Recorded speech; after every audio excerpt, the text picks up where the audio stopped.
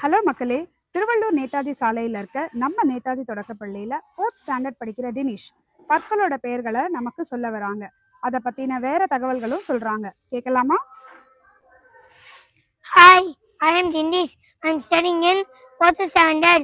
இன்னைக்கு பற்களை பற்றி உங்களுக்கு சொல்ல போறேன். இயற்கையில மனிதனுக்கு 32 பற்கள் இருக்கும். குழந்தை பிறந்து 6 மாதத்திற்கு பின் இந்த பற்கள் முளைக்க ஆரம்பிக்கும். இதுதான் பால் பற்கள், மில்க் டீத். 20 பற்கள் இருக்கும். 6 வயது முதல் இந்த பற்கள் விழ ஆரம்பிக்கும்.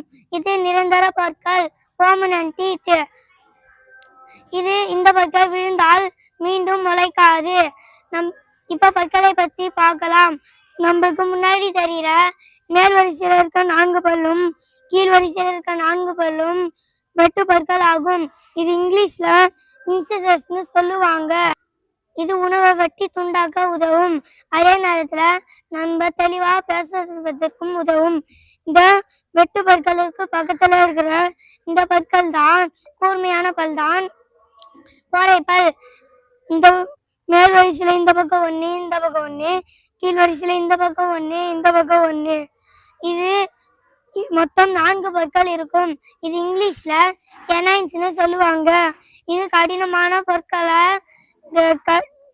கெட்டியாக பிடிச்சு கிழிச்சு உண்ண உதவும். அதே நேரத்துல நம்ம முகத்திற்கும் வடிவம் தரும்.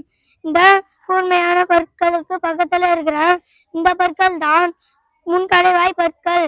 இந்த முன்கடைவாய் பற்களுக்கு மேல் வரிசையில இருக்க இந்த பக்கம் 2, இந்த பக்கம் 2, கீழ் வரிசையில இந்த பக்கம் 2, இந்த பக்கம் 2, மொத்தம் 8 பற்கள் ஆகும். இது இங்கிலீஷ்ல ப்ரீமோலார்ஸ்னு சொல்லுவாங்க. இது உணவை சிறு துகள்களாக உடைக்கும் உதவும். இந்த முன்கடைவாய் பற்களுக்கு பக்கத்துல இருக்கிற இந்த பற்கள் தான் பின்கடைவாய் பற்கள். இந்த பற்களுக்கு மேல் வரிசையில இந்த பக்கம் 3, இந்த பக்கம் 3, கீழ் வரிசையில இந்த பக்கம் 3, இந்த பக்கம் 3, மொத்தம் 12 பற்கள் இருக்கும். இது உணவை வெட்டி துண்டாக்க உதவும். கடிக்குவதற்கும் அரைப்பதற்கும் உதவும்.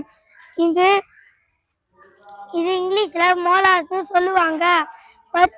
பருவரிசையை பத்தி தெரிஞ்சுக்கிட்டீங்களா? நன்றி.